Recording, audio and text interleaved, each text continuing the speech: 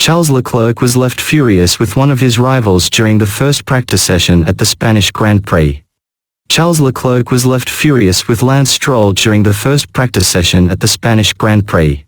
The Ferrari driver accused his rival of being in the middle of the corner, after the pair experienced a near miss on track at the Circuit de Barcelona Catalunya.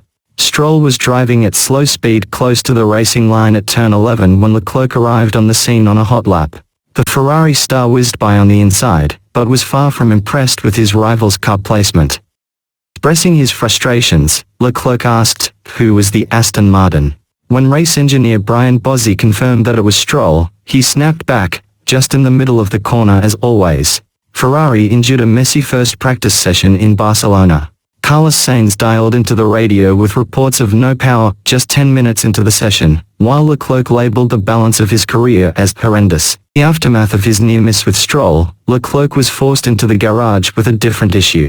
The Monegasque driver had an issue with the clutch when driving into the pit lane.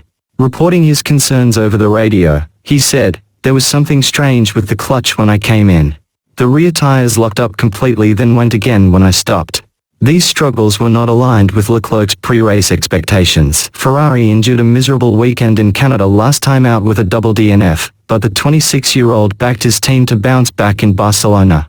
"The thing that we have been focusing on most in the last few days since we understood the engine issue was mostly the lack of performance on the Saturday, which again here I think we didn't manage things the way we should have and there was probably more performance in the car," Leclerc explained. "I'm confident that we'll be back to our level here in Barcelona."